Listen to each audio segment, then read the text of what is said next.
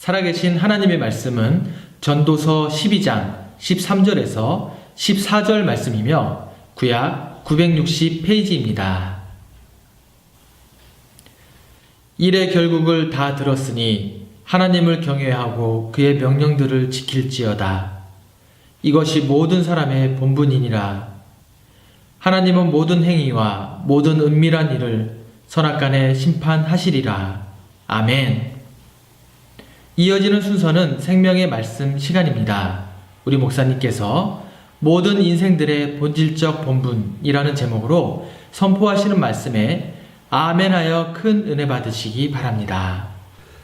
성경에서 가장 큰 지혜를 받은 사람이요, 부귀영화를 이 세상에서 가장 많이 누렸던 사람이요, 뿐만 아니라 어마어마한 권력과 권세를 가졌던 최고의 왕인 솔로몬이 고백한 인생관에 대해서 오늘 말씀을 나누면서 함께 은혜를 나누기를 원합니다. 자, 그렇다면 우리가 그 말로만 듣던 그 솔로몬은 어느 정도의 지혜를 받았고 지혜자고 또 어느 정도의 부귀영화를 누렸는가, 이거 굉장히 중요한 거거든요. 이것이 먼저 선행되지 않고 솔로몬을 논한다는 것은 그냥 그랬는가 보다 상상 속의 어떤 솔로몬을 생각할 수가 있거든요. 그러니까 솔로몬은 어느 정도의 지혜를 가진 사람이었고 또 부귀영화를 어느 정도 누렸던 사람인가, 이것을 보면은 이제 오늘 본문의 성경에 기록한 또 이 전도서에 왜 솔로몬이 이런 말을 했는가를 충분히 이해할 수 있다는 것입니다. 이해가 되시겠죠? 자, 그러면은 먼저 솔로몬의 지혜는 어느 정도였는가? 자, 열왕기상 4장 30절에 있는 말씀입니다. 열왕기상 4장 30절이에요. 다 같이 읽도록 하겠습니다. 솔로몬의 지혜가 시작. 솔로몬의 지혜가 동족 모든 사람의 지혜와 애굽의 모든 지혜보다 뛰어난지라. 아멘. 자, 솔로몬의 지혜가 동쪽 모든 사람의 지혜와 애굽의 모든 지혜보다 뛰어났다는 거예요. 탁월했다는 거죠. 그냥 어느 정도로 비슷하고 그 레벨에 있는 것이 아니라 월등하게 탁월했다는 얘기입니다. 어느 날 먼 나라의 스바 여왕이 솔로몬의 지혜를 듣기 위해서 이제 이스라엘을 방문한 적이 있습니다. 스바 여왕은 이 스바 여왕의 방문은 단순한 그냥 한번 방문해 봐야 되겠다, 이 정도의 방문이 아니라 먼 나라에서 왔으니까, 그리고 여왕이 행차를 했으니까 수많은 대신들과 또 참모진들이 얼마나 많이 따랐겠습니까? 뿐만 아니라 어마어마한 은금 폐물을 가지고 와서 이제 솔로몬을 방문하게 되었습니다. 그런 이미 솔로몬의 명성을 들었고 그의 지혜의 말을 듣기 원하여서 이제 많은 신하들의 휘하를 받으면서 이제 이스라엘에 방문했다는 것입니다. 뿐만 아니라 솔로몬이 정말 지혜로운 사람인지 확인하기 위해서 이미 스바에서 출발하기 전에 그 나라에서 나름대로 지혜 있는 모사자들에게 내가 솔로몬을 만나기 위해서 가기 위해서 방문하기 위해서 하는데 이 솔로몬이 정말 지혜가 있는 사람인지를 내가 한번 테스트 검증을 해보고 싶은데, 대신들은 경들은 들으시고 혹시 어려운 문제, 우리가 인생을 살면서 또 국사 전반을 모든 것을 이제 총괄하면서 우리가 나름대로 답이 나오지 않는 아주 난해하고 애매모호한 이런 질문, 이런 문제가 있으면은 나한테 주면은 이걸 가지고 내가 솔로몬을 하는데 이 사람이 정말 지혜를 잘하면은 이 문제를 풀어낼 것이고, 만약에 그냥 지혜자가 아니라 그냥 명성만 이렇게 커졌다면은 이 사람은 지혜자가 아닌데 내게 한번 이런 문제를 달라고, 시험할 수 있는 문제를 달라고 해서 이제 대신들에게 그 문제를 받아가지고 이제 솔로몬을 방문하게 되었다는 것입니다. 그런데 솔로몬 앞에 선 이 스바의 왕이 솔로몬의 화려한 그 모습뿐만 아니라 솔로몬이 지혜 있게 어려운 문제를 답을 하는 그 대답 앞에서 얼마나 놀랐는지 성경은 이렇게 말하고 있습니다. 열왕기상 10장 3절에 보면은 솔로몬이 그가 묻는 말에 다 대답하였으니 왕이 알지 못하여 대답하지 못한 것이 하나도 없었더라 그랬습니다. 그러니까 마치 준비된 모범 답안을 말을 하듯이 스바 여왕이 지금 질문하는 것은 그냥 보통 사람이 말하는 이런 이야기가 아니라 1 더하기 1은 뭐예요 솔로몬? 이것이 아니라 정말 인생 가운데 풀리지 않는 난해한 실타래가 짓고 있는 이런 난해한 부분을 솔로몬의 질문을 한 거예요. 그런데 솔로몬은 마치 준비하고 있던 모범 답안을 제시하는 것 같이 또박또박하게 네 이것은 그렇습니다. 저것은 그렇습니다.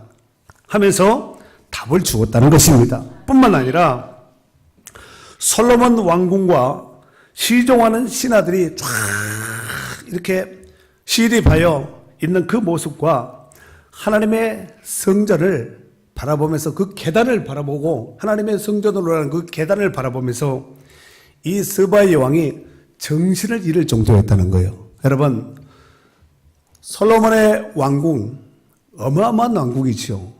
또 솔로몬이 지은 하나님의 성전 어마어마한 겁니다. 그런데 이 크기와 규모와 이 화려함에 이 스바의 왕이 정신을 잃을 정도였다는 것입니다. 그리고 그 스바의 왕이 이 모습을 바라보고 또 솔로몬이 만든 하나님의 성전의 계단을 바라보고 뭐라고 말했냐면은 열왕기상 10장 6절 7절에 보면 이렇게 고백했습니다. 왕께 말하되 내가 내 나라에서 당신의 행위와 당신의 지혜에 대하여 들은 소문이 사실이로다. 내가 그 말을 믿지 아니하였더니 이제 와서 친히 본즉 내게 말한 것은 절반도 못되니 당신의 지혜와 복이 내가 들은 소문보다 더하도다 그랬어요. 그러니까 이 스바의 여왕이에요. 왕이라는 거예요. 그런데 이 스바라는 나라가 가난한 나라가 아니라 엄청나게 큰 나라고 부자 나라인데 이 나라에서 나름대로 이 왕이면은 나름대로 어떤 규모에 대해서 왕국에 대해서 또 나름대로 솔로몬의 명성에 대해서 머릿속에 생각한 것이 있지 않았겠습니까? 솔로몬의 명성이 자자하고 어마어마한 이런 성전과 또 이렇게 왕국을 지었다는데 내가 한번 가서 솔로몬을 만나고 또 여러 가지로 질문을 하면서 그의 규모 모든 성전과 왕국을 한번 내가 봐야 되겠다. 나름대로 머릿속에 구상을 하고 오지 않았겠습니까? 아마 화려해도 한 이 정도 될 것이다. 이렇게 생각을 했는데 우리 성경에 보니까 내가 들은 소문보다 더하도다 그랬습니다. 여러분 어마어마한 거예요. 이 지금 스바 여왕이 정신을 잃을 정도로 지금 화려하고 어마어마한 규모의 이 성전과 또 왕궁을 바라보고 정신을 잃을 정도였다는 것입니다. 오늘 솔로몬의 지혜는 그러니까 인류 역사상 전무후무한 지혜를 받은 왕이라는 거예요. 그렇다면은 솔로몬의 지혜뿐만 아니라 솔로몬이 받아 누렸던 부귀영화 다 좋아하시지요? 아, 좋아요. 솔직히 대답해줘서 감사해요. 그런데 솔로몬이 누렸던 부귀영화는 어느 정도였는가? 열왕기상 10장 21절에서 23절에 보면은 솔로몬 왕이 마시는 그릇은 다 금이요 레바논 나무궁의 그릇들도 다 정금이다. 은기물이 없으니 솔로몬의 시대의 은을 귀히 여기지 아니함은 왕이 바다에 타시스 배들을 두어 휘남의 배와 함께 있게 하고 그 타시스 배로 3년에 한 번씩 금과 은과 상아와 원숭이와 공작을 실어왔습니다라. 솔로몬 왕의 재산과 지혜가 세상의 그 어느 왕보다 큰지라 그랬어요. 이 정도의 솔로몬입니다. 제가 두 번째 성지 순례를 다녀왔을 때 터키하고 그리스하고 밤모섬을 다녀왔거든요. 그런데 터키에 가면은 블루모스크라고 있습니다. 그 안에 어마어마한 박물관이 있어요. 세계적인 박물관이에요. 박물관을 이제 보통 작은 데는 이제 저기 아저씨들이 경비 아저씨 같은 그런 분들이 지키죠. 조금 큰 데는 경찰이 지킵니다.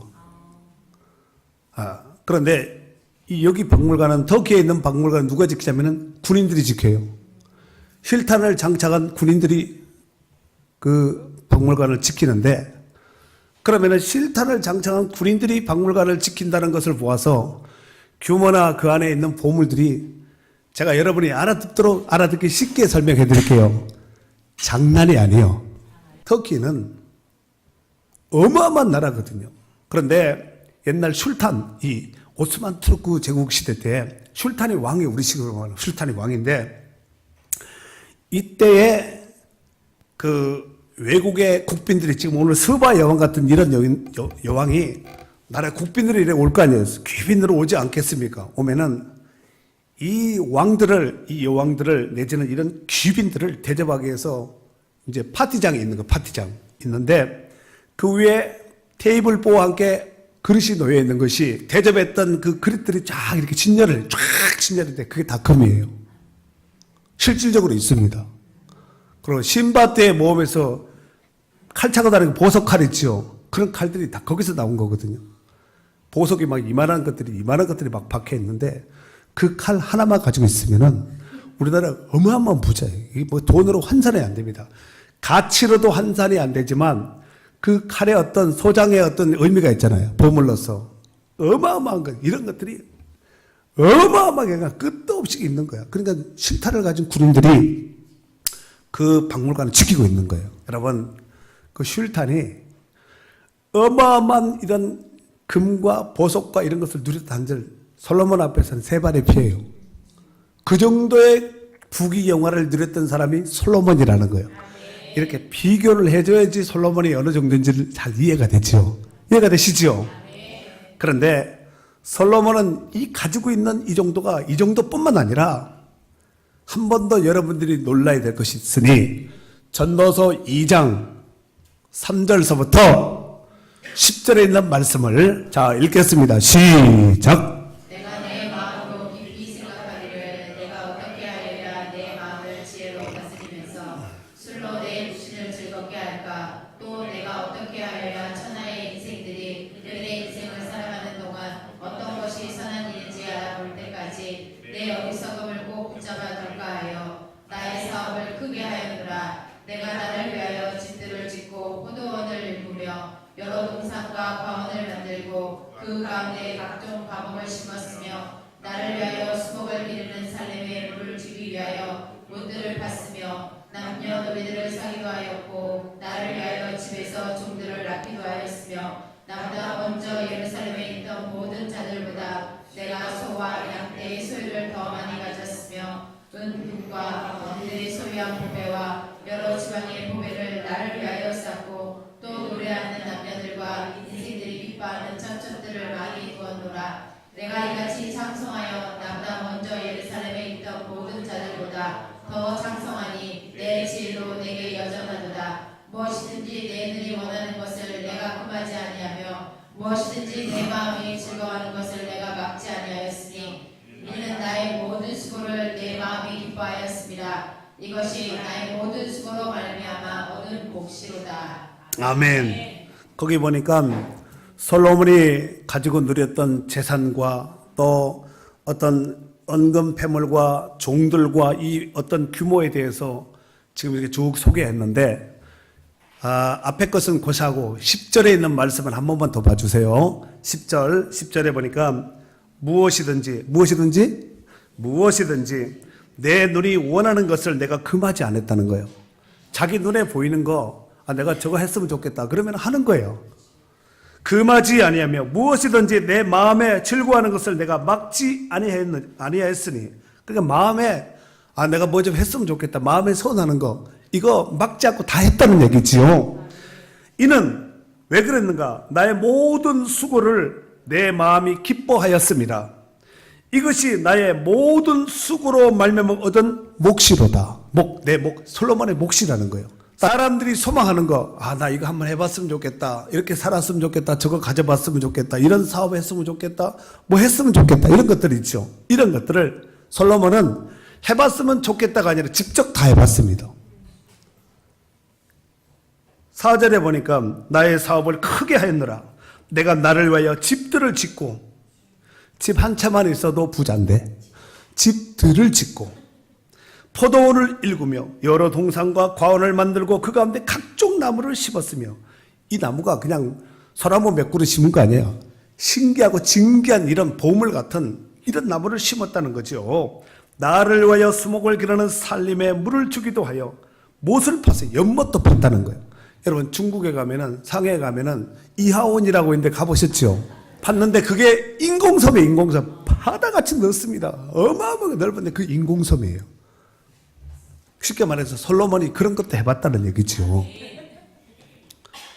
뿐만 아니라 7절 남녀 노비들을 사기도 하고 이 뽑혀지는 노비는 왕국 노비예요.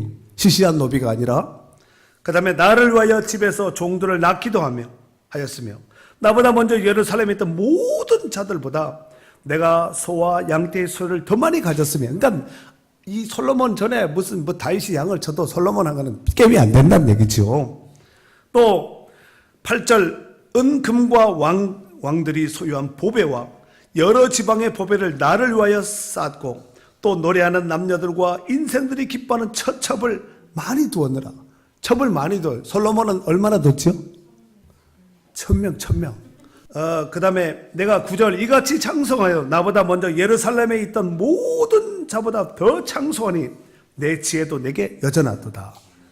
이게 부귀영화뿐만 아니라 지혜도 여전하다는 거예요. 그때나 지금이나 처음 받았을 때나 지금이나 변함이 없고 오히려 날생 금과 같이 점점 더 좋아지는 거죠.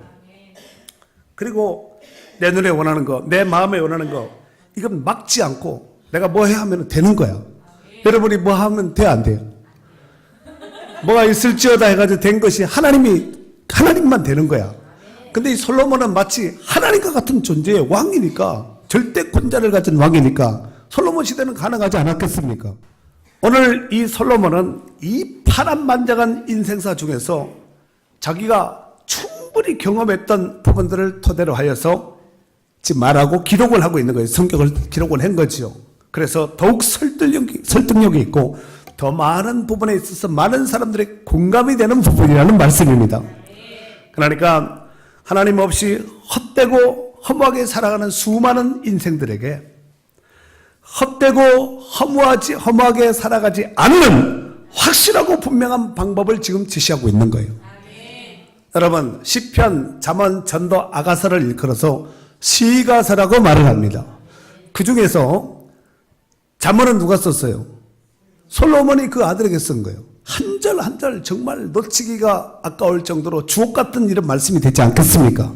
그런데 솔로몬이 그 사랑하는 아들에게 인생 지침을 준 것이 잠언서예요. 그런데 전도서는 아들에게 준 것이 아니라 모든 인생들에게 인생은 이렇게 살아야지 됩니다 하고 답을 낸 거야. 그런데 솔로몬이 그냥 내가 왕이니까 이렇게 말하니까 이렇게 사세요 이거 한 것이 아니라 지혜를 받은 사람이에요. 이 지혜가 전무후무한 지혜입니다.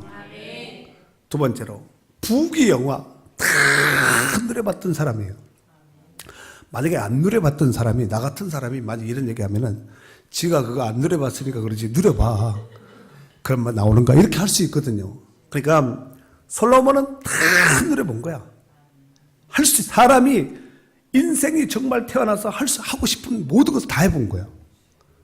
그 끝에 결론이, 그 끝에 마무리한 것이 이제 결론적인 것이 전도서예요. 그 중에서 전도서는 12장으로 되어 있는 성경인데, 그 중에서 12장 중에서 12번째 성경이고, 12장째 성경이고, 12장, 12장 중에서도 12장이 몇 절이냐면은 14절이 있는 거예요. 14절이 있어요. 그러니까 12장 중에서 14절이면은 전도서 중에서 마지막 장이고 전도서 중에서 마지막 끝이에요. 결론이에요. 총 결론. 수학으로 보면은 도르르르 풀고 이거 답을 내는 거예요. 그것이 바로 13절과 14절이에요. 오늘 본문이에요. 읽겠습니다. 다시 시작.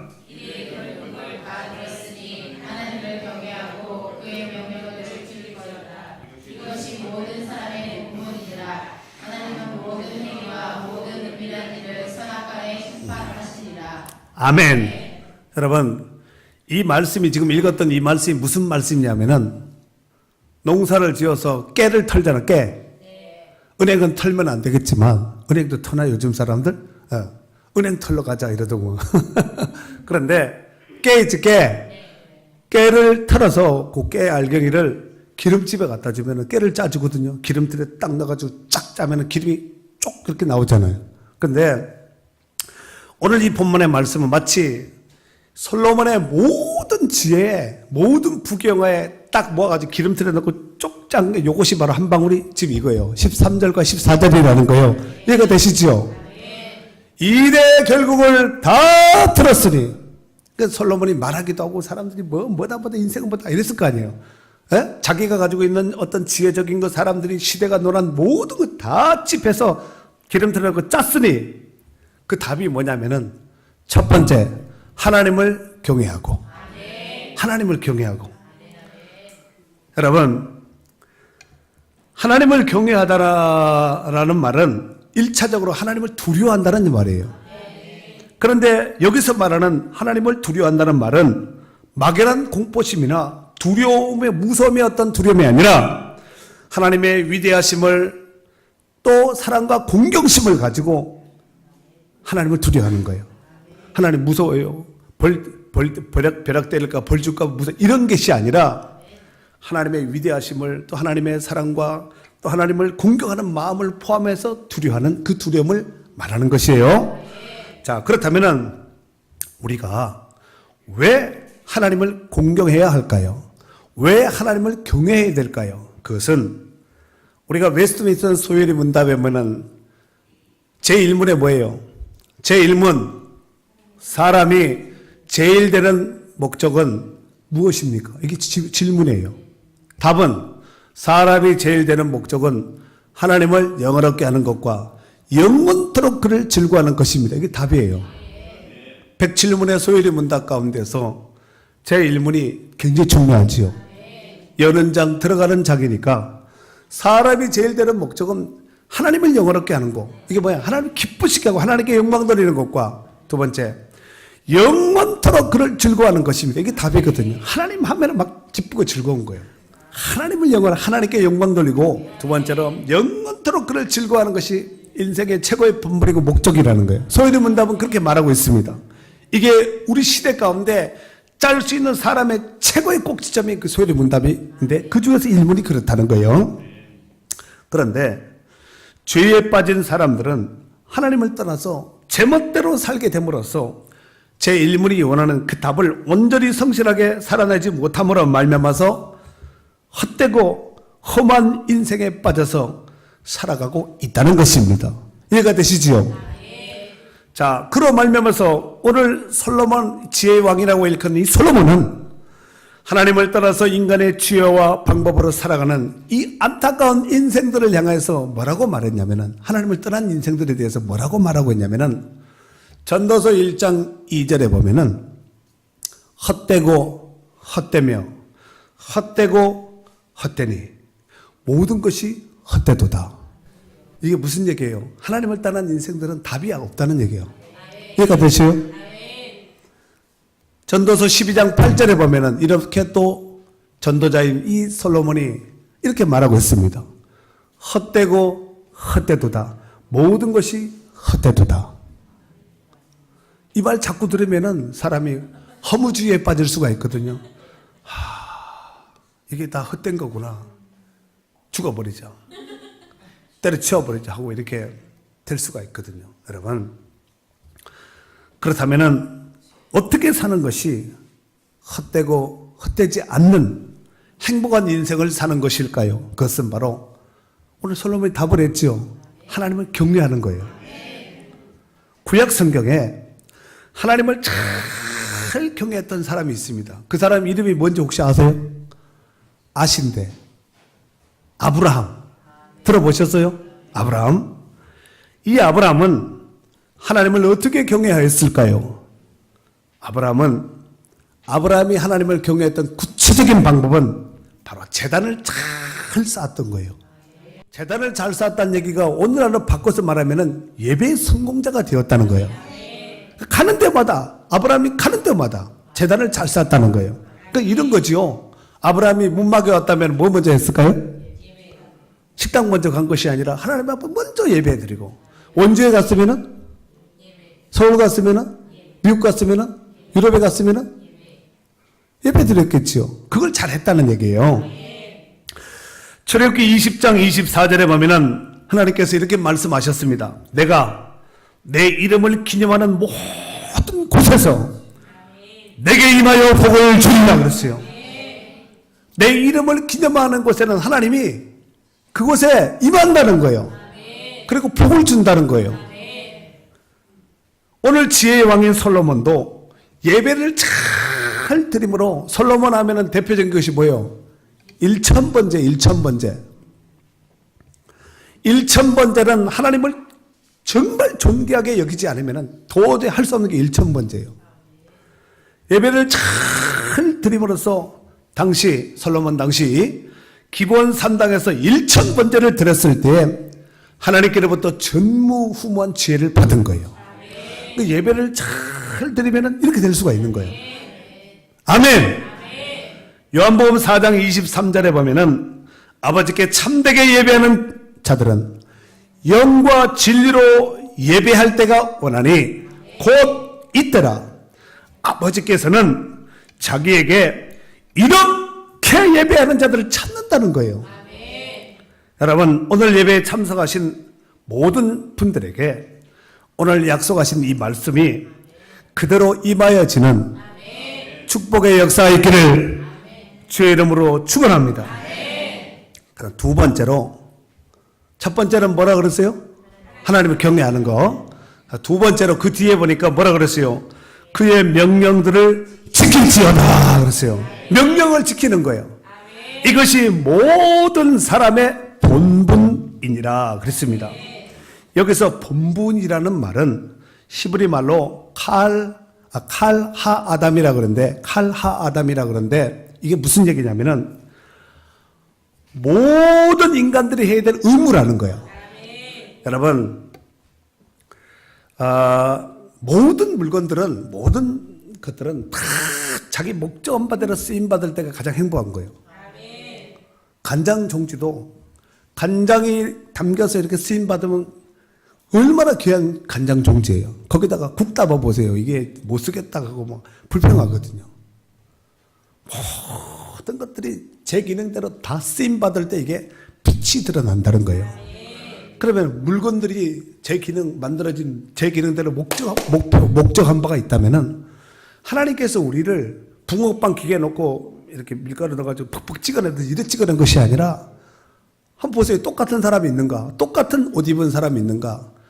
똑같은 얼굴 가지고 있는 사람이 있는가? 똑같은 라이프 스타일을 가지고 한 사람도 없다니까요. 한 사람도 없습니다. 다 틀리고 다 제각각이거든요. 색깔로 본다면 다 각자 색깔이 있고, 모습과 모양으로 본다면 다 틀리다는 얘기예요. 이해가 되시죠? 그런데 오늘 여기서 하나님께서 뭘 원하시냐면은 그의 명령을 지키는 것을 하나님 기뻐한다는 거예요. 그 명령이 뭐예요? 계명이거든요. 계명. 하나님 말씀 명령이 계명이에요. 여러분도 잘 아시다시피 계명은 다 몇 가지예요? 총 613가지, 248가지 하라, 365가지 하지 마라. 합치면은 613가지가 되는 거예요. 이해가 되시죠? 이 엄청난 것을 둘로 딱 세우면은 두 가지인데, 하나님을 사랑하라, 이웃 사랑하라. 하나님 사랑, 이웃 사랑 두 가지거든요. 그러면은 하나님을 사랑하고, 하나님을 잘 경배하고, 하나님을 잘 경외하고, 하나님 말씀대로 순종해서 그 말씀대로 이웃에게 하나님의 사랑을 펼쳐서 하나님을 사랑하듯이 이웃을 내 몸처럼 사랑하시기 계명이에요. 한마디로 말하면은 사랑. 그래서 하나님은 뭐라 그래요? 사랑이시라 그러지 않습니까? 그런데 우리가 하나님을 사랑한다고 하면서 이웃을 사랑하지 않으면은 이건 반쪽짜리예요. 반대로, 역으로 하나님을 사랑하지 않으면서 이웃만 사랑한다면 이것도 반쪽짜리입니다. 온전한 계명을, 하나님 말씀과 명령과 규례와 법도를 지키는 것이라고 볼 수 없다는 것입니다. 특별히 그러한 맥락에서 우리가 작년 2015년 추수감사주일 때에 추수감사주일 헌금을 쌀로 헌금해 주세요 해가지고 했지요. 작년에 우리가 쌀을 몇 프로를 했냐면은 41%를 했어요. 제가 세봤어요. 이거 오늘 설교 이거 하려고 볼펜 가지고 앉아가지고 어젯밤에 이렇게 하나 둘 셋 넷, 저기 한 포 있지, 왼쪽에 한 포. 41포예요. 한 줄에 10개씩 41포예요. 반은 여기 사무소 복지계에다 갖다 줬어요. 20%는 우리가 이제 주변에서 이렇게 나누곤 했는데, 사람이 밥만 먹고 살 수는 없잖아요.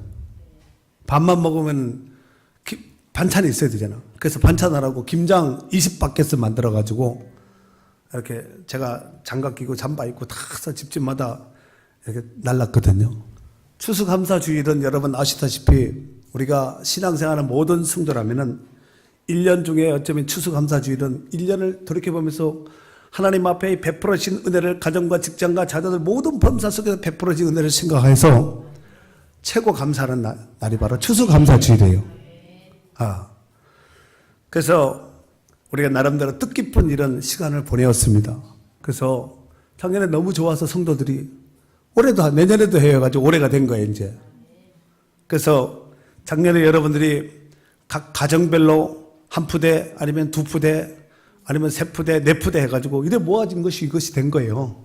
이거는 좋은 일에는 팔짱 딱 끼고 그거 했으면 좋겠다 이래서는 안 됩니다. 내 지갑 열고 내가 이렇게 마음으로 물심양면에 애쓰고 힘써야지 이런 작품들이 나오는 것이지, 그거 하고 하면 좋은 거 누가 몰라요. 나 한번 해보세요 이러고 있으면은 뭐가 되겠어요? 아무것도 안 되죠. 지금 시대에 무슨 바꾼 게 나 하겠지만 그래도 살펴보면 어려운 사람이 있을 수 있거든요. 복지의 사각지대에 있는 사람이 있을 수가 있습니다. 그래서 큰 것은 아니지만 대단한 것은 아니지만 그래도 이렇게 나눠서 하면 힘내라고 하면은 그 사람 그래도 힘을 얻고 이렇게 해서 그 쌀 먹고 대통령 되면 얼마나 좋겠어요. 우리가 올해는 한번 추수감사주일에 쌀과 함께 교회 김장과 함께 교회도 유익이 돼야 되잖아. 그래서 해서 얼마가 할지는 잘 모르겠어요. 해서 이번 추수감사주일은 그렇게 한번 헌신을 하고 헌금을 해서 감사함을 한번 표현 한번 해봤으면 좋겠어요. 뭐 똑같은 방법으로 할 필요 없잖아. 이렇게 돼보고 저렇게 돼보고 가장 좋은 방법으로 우리가 선택을 해서 하면 되지 않겠습니까? 그리고 정말 그것이 우리가 하나님 앞에서의 내 가진 거 한번 위세 떠는 것이 아니라 주신 은혜를 감사함으로 나누는 거죠. 요한일서 5장 2절 3절에 보면 이런 말씀이 있어요. 우리가 하나님을 사랑하고, 우리가 누구를 사랑해요? 사랑하고 그의 계명을 지킬 때, 뭘 지켜요? 계명을 지킬 때에 이로써 우리가 하나님의 자녀를 사랑하는 줄을 아느니라. 하나님을 사랑하는 것은 이것이니 우리가 그의 계명들을 지키는 것이라. 그의 계명들은 무거운 것이 아니라는 거예요. 하나님을 사랑하고 계명을 지킬 때 우리가 하나님의 자녀 사랑하는 것, 하나님의 자녀라는 걸 입증한다는 것입니다. 마가복음 3장 31절 이하에 보면은 예수님께서 어떤 집에서 사역을 병 고치고 귀신 쫓고 병 고치는 이 사역을 하실 때에 예수님의 모친과 동생들이 그 현장에 찾아왔어요. 찾아온 그 모습을 본 어떤 사람이 예수님, 어머님과 어머니와 가족이 왔습니다. 형제들이 왔습니다. 그랬더니 그 사역 중에 누가 내 어머니와 내 형제 자매냐 이러면서 주변에 있는 제자들, 일하는 같이 사역하는 이 제자들을, 사도들을 바라보면서 누구든지 내 하나님의 뜻대로 행하는 자가 내 형제요 자매요 모친이라고 어머니니라 이렇게 말씀하셨습니다. 하나님을 사랑한다 하면서 계명을 안 지키고 하나님을 경외하지 않고 계명을 안 지키고 가짜잖아요. 잘 한번 생각해 보세요. 하나님 사랑해요. 근데 하나님을 경외하지 않아요. 그리고 말씀을 안 지켜요. 불순종해요. 그럼 하나님 안 사랑하는 거죠. 입의 사랑이지 삶의 사랑이 아니라는 것입니다. 신명기 28장 말씀해 보면은 신명기 28장은 총 68절로 되어 있는데 그 중에서 1절에서 14절은 하나님 말씀에 순종한 자들에게 주시는 복에 대해서 소개하고 있죠. 들어가도 복이요 나가도 복이라 그러잖아요. 그런데 15절서부터 68절까지는 하나님 말씀에 온전히 순종하지 않는, 하나님을 경외하지 않는 자들이 받을 저주에 대해 소개하고 있잖아요. 그런데 68절 가운데 14절을 빼면은 어떻게 돼요? 68절과 14절은 약 한 4분의 1 정도 분량밖에, 3분의 1, 4분의 1 분량밖에 안 되잖아요. 그러니까 하나님을 경외한 자들에게 이런 복을 주는데 만약에 하나님 말씀 불순종에 경외치 않으면 이런 저주를 받는다는 거예요. 지금 이 신명기 18장은 하나님 말씀대로 순종해서 복을 받으라는 말씀이지, 저주의 말씀이 많은 것은 이렇게 하면은 말씀에 불순종하면 이런 저주를 받으니까 하지 말라는 얘기잖아요. 아멘이에요? 그래서 하나님을 경외하고 하나님 말씀에 순종하는 자가 그래서 복되다는 것입니다. 사랑하는 성도 여러분, 여러분은 여러분의 한 번밖에 주어지지 않은 이 인생을 어떻게 사시길 바라십니까? 부디 하나님을 경외하고 하나님 말씀에 온전히 순종하여서 하나님께서 모든 사람에게 요구하시는 본질적 본분에 충실할 수 있기를 바랍니다. 그리고 그것이 한평생의 삶을 마무리하는 마지막 날이 될 때는 후회하지 않는 방법입니다. 아, 내가 허살았구나 이러면 안 되잖아요. 아, 내가 비록 힘들고 고난의 역정 인생을 살았다 할지라도 내 인생은 후회가 없다. 이런 삶을 살아야 되지 않겠습니까? 오늘 솔로몬은 이 진리를 어떻게 알았을까요? 어떻게 이런 진리를 알았겠냐? 하나님을 경외하고 그의 명령을 지키는 것이 이것이 사람의 본분이라는 것을 어떻게 알았겠냐 이거지요. 그것은 그에게 지혜를 주시고 그의 인생의 경험 위에서 부귀영화 위에서 역사하시는 하나님께서 알려주셨기 때문에 오늘 이게 고백하고 있는 거예요. 그럼 정말 알려줬는가? 확인하겠습니다. 11절 읽겠습니다. 11절 그 앞에 11절 시작.